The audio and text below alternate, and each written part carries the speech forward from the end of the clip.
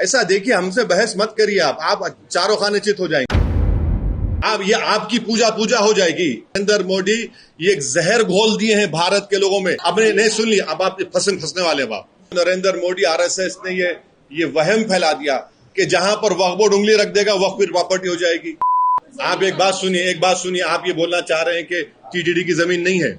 नहीं, आपने आप नहीं सुने, नहीं आप रुक जाइए। आपने नहीं सुन लिया, अब आप फंसने वाले। अब आप ये बोलना चाह रहे हैं कि तेलंगाना हिंदू एंडोमेंट की जमीन नहीं है। चलिए मैं चल के दिखाता हूं आपको। यहां से 5 मिनट के रास्ते से मेरे फासले पर है, मैं चल के दिखाता हूं आपको। आप ये बोलना चाह रहे हैं कि आंध्र प्रदेश हिंदू एंडोमेंट जमीन। अरे सुन तो लीजिए। मस्जिद में इमाम क्या करता है? पूजा नहीं करता है अपने तरीके से। दरगाह में सज्जादा पूजा नहीं करता अपने तरीके से। आप ये आपकी पूजा हो जाएगी।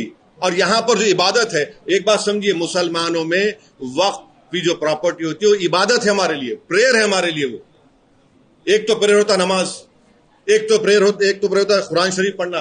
ये भी प्रेयर है वक्फ की प्रॉपर्टी।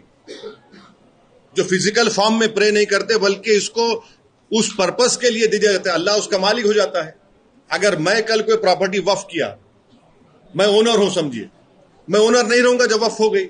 आप कैसा डिस्टिंग्विश कर रहे हैं मैडम उसको? पूजा के नाम पर मस्जिद में नमाज हो रही है, वो मुसलमानों की इबादत है, उसको पूजा समझिए आप। दरगाह है, वहां पे फातिहा होती, वो भी एक किस्म से इबादत है, पूजा है। आपका हो जाएगा हिंदू धर्म का और यहाँ कैसा नहीं होगा बताइए? यही तो हम बता रहे हैं। नरेंद्र मोदी ये एक जहर घोल दिए हैं भारत के लोगों में। देखो ये ऐसा है और ऐसा है, सब बराबर है। नहीं आप सुनिए, आप नहीं एक बात, टीटीडी कब से चल रहा है बताइए आप बताइए कौन सा कब से चल रहा है? कब से चल रहा है बताइए? वह सुनिए, दुनिया में दान का कॉन्सेप्ट सबसे पहले इस्लाम ने किया है। और क्या था वो? कि प्रॉफिट मोहम्मद सल्लल्लाहु अलैहि वसल्लम के जमाने में उन्होंने, ये हदीस से साबित है, कुरान में ऐसे 21 से ज्यादा आयतें कि चैरिटीज के लिए काम करो और उसको अल्लाह के लिए, अल्लाह उसका मालिक है। आप लोगों को, देश की जनता को नरेंद्र मोदी आरएसएस ने ये वहम फैला दिया कि जहां पर वक्फ बोर्ड उंगली रख देगा वक्फ की प्रॉपर्टी हो जाएगी, जहां पर कोई नमाज पढ़ लेगा वक्फ की प्रॉपर्टी। ऐसा नहीं है, ऐसा नहीं। सुनिए हमारी बात, ऐसा बिल्कुल नहीं है। वक्फ का जो मामला है वो प्रॉफिट मोहम्मद सल्लल्लाहु अलैहि वसल्लम जमाने चल रहा है।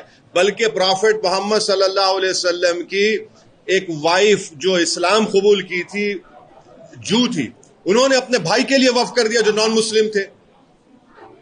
आपको समझने की जरूरत है। देखिए, अगर टीटीडी के लिए कोई चीज अच्छी है तो मुस्लिम धर्म के वक्फ बोर्ड के लिए अच्छी क्यों नहीं होगी? वो वक्फ बोर्ड में इरेगुलरिटीज आई थी तो टीटीडी, सुनिए, के लोग ही उसको लूट खा रहे थे। हाँ, इसलिए उसको रेगुलराइज। आपको हम एक सेक्शन, इस चीज को आप मानते हैं कि नहीं मानते? उसमें इरेगुलरिटीज थी। इरेगुलरिटी का हिंदू एंडोमेंट बोर्ड में नहीं है। आपको हम यहाँ का मिनिस्टर का बयान बताते हैं, तेलंगाना के, उनका परसों का स्टेटमेंट है, थोड़े दिन पहले का, कि तेलंगाना एंडोमेंट बोर्ड में धांधली हो रही है। आंध्र प्रदेश के एंडोमेंट, सुनिए, 10 साल आप इस सरकार के साथ रहे, कौन अगर धांधली चल रही है तो कई सालों से चल बहुत रही है। आपका बहुत अच्छा सवाल है। आपका नाम, सुनिए, आपका नाम क्या है? असदुद्दीन ओवैसी है। आपकी जिम्मेदारी थी जाकर, मैं के हिंदू एंडोमेंट बोर्ड के मेंबर हूं, आप लोग मेंबर हैं, आपको जाकर पूछना चाहिए था। तेलंगाना के एंडोमेंट बोर्ड के मिनिस्टर का बयान है, न्यू इंडियन एक्सप्रेस में पढ़ लीजिए, मैं बताता हूं निकाल के आपको। उन्होंने कहा कि यहां पर धांधली हो रही है।